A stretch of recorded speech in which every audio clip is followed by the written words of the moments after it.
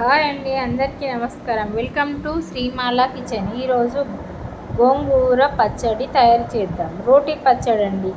ఇది రోట్లో వేసి నూరుకున్నలా టేస్ట్ ఉంటుంది. పచ్చిమిర్చి ఒక 10-12 అండి. మెంతులు, జీలకర్ర వేసి ఇలా కొంచెం సేపు ఫ్రై చేసుకోవాలి. ఇలా పచ్చిమిర్చి అనేది ఇలా కొంచెం మాడితే టేస్ట్ ఎక్కువ ఉంటుందండి. మంచిగా ఫ్రై కావాలి, పచ్చి పచ్చిగా ఉండద్దు. ఒక 2 టమాటాలు చిన్నగా కట్ చేసి మంచిగా ఉడకనివ్వాలి. మెత్తగా అయ్యేదాకా ఉడకనివ్వాలి. గోంగూర పచ్చడి బాగుంటుందండి టమాటా వేసుకుంటే. చింతపండు వేయద్దు, అదే పుల్లగా ఉంటుంది కాబట్టి చింతపండు అవసరం లేదు. ఒక 2-3 నిమిషాల సేపు మగ్గనిద్దాం. 2 నిమిషాల తర్వాత తీసి పక్కన పెట్టుకున్నాను. ఇలా ఉడికితే సరిపోతుంది. ఇందులో ఇప్పుడు గోంగూర వేసి ఒక 2-3 నిమిషాల పాటు మంచిగా మగ్గనివ్వాలి.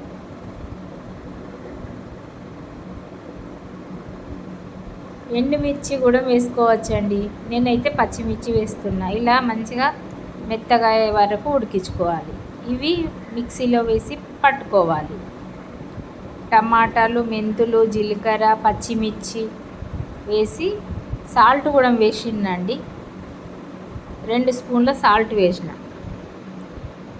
కచ్చా పచ్చగా ఇట్లా పట్టుకోవాలండి. బాగా మెత్తని పేస్ట్ అవసరం లేదు. ఇలా కచ్చా పచ్చగా పట్టుకోవాలి. ఇలా ఉంటే సరిపోతుంది. మళ్ళీ ఇందులో ముందుగా ఉడికించుకున్న గోంగూరను వేసి, కాడలు ఉన్నాయి ఏం కాదండి, మంచి టేస్ట్ అవుతుంది. కాడలతోటి టేస్ట్ ఎక్కువ ఉంటుంది. ఒక నిమిషం పాటు మంచిగా మెత్తని పేస్ట్ లాగా పట్టుకుందాం. ఒక ఆనియన్స్ అండి, ఒక చిన్న ఉల్లిపాయ ఇలా కచ్చా పచ్చగా అయ్యేలా గ్రైండింగ్ చేసుకోవాలి. బాగా మెత్తగా కానవసరం లేదండి, కొంచెం కచ్చా పచ్చ ఉంటేనే బాగుంటుంది. ఇలా మిక్సీకి పట్టుకోవాలి. 2 స్పూన్ల సాల్ట్ వేసిందండి. నేను దొడ్డు సాల్ట్ వేసిన. ఒక కడాయి పెట్టుకొని ఆయిల్ పోసి 1 స్పూను ఆవాలు, 1 స్పూను జీలకర్ర,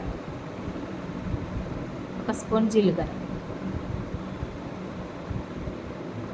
ఒక 2 స్పూన్ల వరకు శనగపప్పు.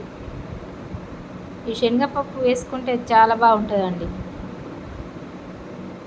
వేసి మంచిగా ఫ్రై కావాలి. మంచిగా గోల్డెన్ కలర్లో వచ్చే వరకు మంచిగా ఫ్రై చేసుకోవాలి. శనగపప్పు గోల్డెన్ కలర్ రావాలండి.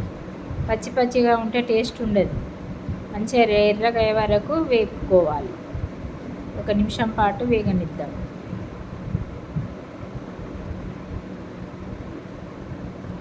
ఒక 3-4 ఎల్లిపాయలు కచ్చా పచ్చా దంచుకున్నా అండి. కొంచెం కరివేపాకు వేసి 1 నిమిషం పాటు మంచిగా వేగనిద్దాం. కరివేపాకు మంచిగా ఫ్రై కావాలండి.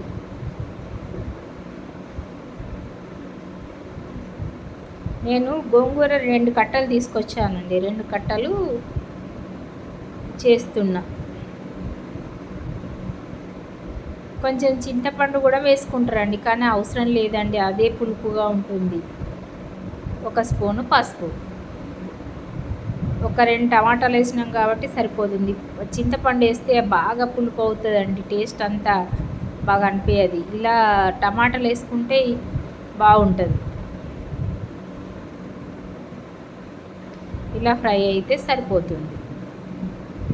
ముందుగా మిక్సీకి పట్టుకున్న ఈ పేస్ట్ని ఇందులో వేసి ఒక 2-3 నిమిషాల పాటు మంచిగా ఫ్రై చేసుకోవాలి, పచ్చివాసన పోయే వరకు.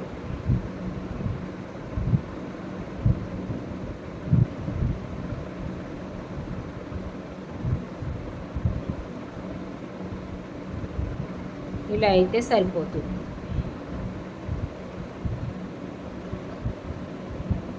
ఇప్పుడు ఇందులో వేద్దాం మనం ముందుగా పట్టుకున్న పేస్ట్ని వేసి కలుపుదాం.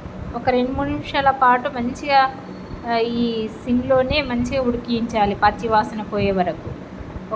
ఇది ఒక వారం 15 రోజుల వరకు కూడా మంచిగా ఉంటుందండి, పాడు కాదు. మంచిగా సాల్ట్ వేసుకొని పెట్టుకోవాలి.